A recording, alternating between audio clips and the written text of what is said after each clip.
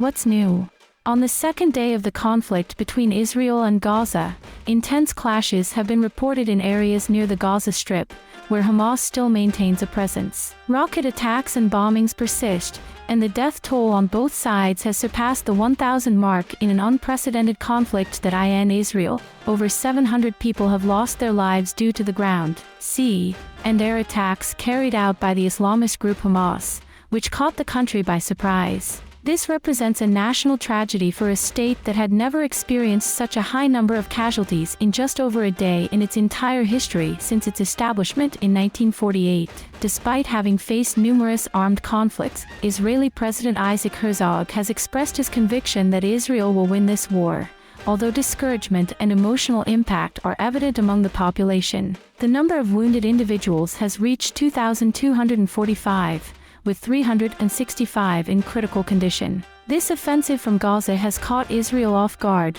bewildering its government and defense apparatus, and has bolstered Hamas at the expense of the Israeli military power. The spokesperson for the Israeli Defense Forces, Daniel Hagari, stated in a press release that Hamas initiated a war against Israel this weekend with the worst massacre of innocent civilians in the country's history, and compared the brutality of Hamas to that of the Islamic State. The military spokesperson asserted that Israel will respond with determination and strength to these unprovoked war crimes and accused Hamas of hiding among civilians in Gaza. Hagari emphasized that the days ahead will be long and challenging, but they are committed to restoring the security of the people of Israel. The Israeli military managed to evacuate Israeli residents who were trapped or held hostage in a dozen communities and claims to have eliminated more than 400 Palestinian militants. However, one of the biggest challenges for Israel is the kidnapping of over 100 individuals by militants in Gaza. Hamas seeks to exchange them for Palestinian prisoners in Israeli jails, which could influence Israel's military response, as they have not yet decided whether to carry out a ground operation. Furthermore, there is an unknown number of individuals missing amid the ongoing chaos. Their families are unaware of their whereabouts and do not know whether they are dead or kidnapped in Gaza. That, on the other hand, Israel's airstrikes in Gaza have resulted in at least 370 deaths and over 2,200 injuries. Around 50 fighter jets carried out attacks in approximately 120 locations in the city of Beit Hanun, including points from which militants were launching rockets, as reported by the Israeli military. Palestinian factions have launched more than 3,200 projectiles since the previous day, and Israeli forces have targeted around 800 objectives within Gaza. Sirens continue to sound in southern Israel, and the majority of Gaza's 2.3 million residents are taking shelter in their homes.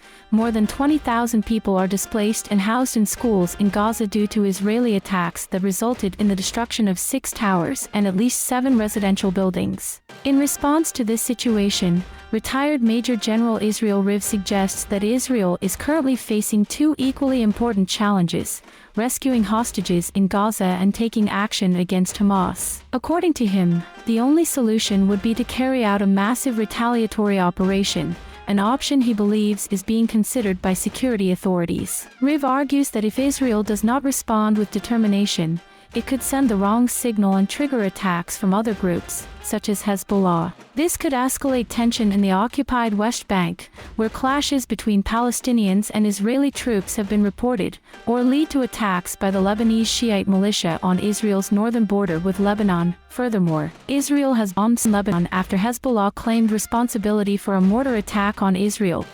There are concerns that Hezbollah, an ally of Iran and Hamas, may open another front from the north. The Israeli military is closely monitoring Hezbollah's movements and is prepared for any scenario while warning the Lebanese Shiite militia not to join this conflict. Please comment on what you thought of the news, give the video a thumbs up, and subscribe to the channel. If you deem it necessary, you can share this video on your social media.